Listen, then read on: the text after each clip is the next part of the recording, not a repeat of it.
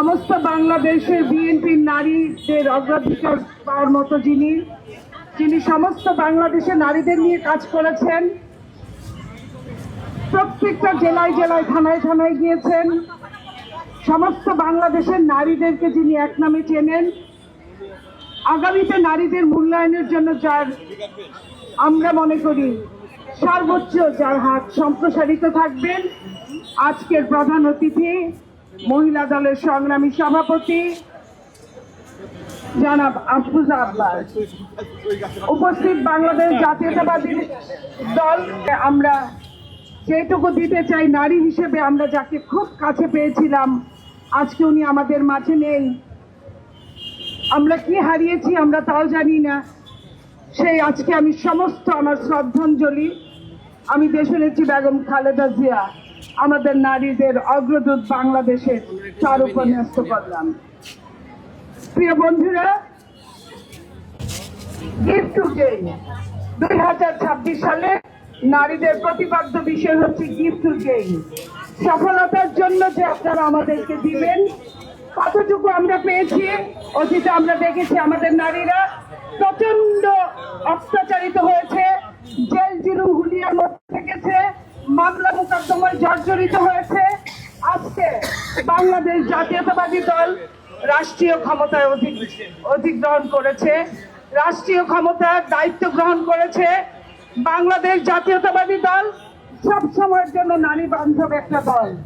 বাংলাদেশ জাতীয়তাবাদী দল যখন শহীদ প্রেসিডেন্ট জিয়াউর রহমানের হাতে ছিল, তখন নারী ও শিশু এই মন্ত্রণালয় গঠন হয়েছিল। যখন দেশনেত্রী বেগম খালেদা জিয়ার হাতে ছিলেন, তখন বিনামূল্যে শিক্ষা নারীদের জন্য সমতা, নারীদের জন্য চাকরির ব্যবস্থা করেছিল। আজকের এই সময়ে 2026-এ বাংলাদেশ জাতীয়তাবাদী দল যখন সরকারে আছেন, তখন নারীদের জন্য ফ্যামিলি কার্ড দিবেন, এবং শুধু দিবেনই না, অলরেডি দেওয়া 10 তারিখ থেকে শুরু হবে। সেই নারীদেরকে প্রত্যন্ত অঞ্চলের নারী, কেন্দ্র থেকে প্রান্ত পর্যন্ত নারীদেরকে সম্মানে অধিষ্ঠিত করেছেন যে একটা সংসারের প্রকৃত কর্ত্রী হচ্ছে নারী।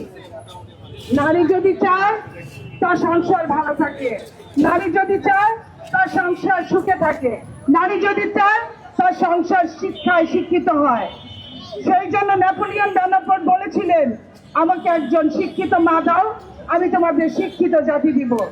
সেই হিসাব চিন্তা করে আজকে যখন নারী শিক্ষা সম্প্রসার বেড়েছে, নারী এখন চায় কি নারী সম অধিকার। সেই সম অধিকারের জন্য বাংলাদেশ জাতীয়তাবাদী দলের কোনো বিকল্প নাই।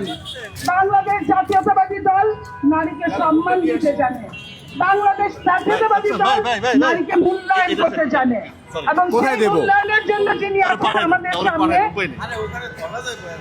বক্তব্য হবেন, যারা কমিশনার হওয়ার যোগ্য তারা কমিশনার হবেন, যারা নেতৃত্ব করার যোগ্য তারা নেতৃত্ব দিবেন আগামীতে। আমরা আজকের এই নারী দিবসে এইটুকু অনুরোধ করে সবাইকে ধন্যবাদ। বাংলাদেশ জিন্দাবাদ, বাংলাদেশ জাতীয়তাবাদী দল জিন্দাবাদ, বাংলাদেশ মহিলা দল জিন্দাবাদ। শহীদ জি অমর হোক, খালেদা জি অমর হোক।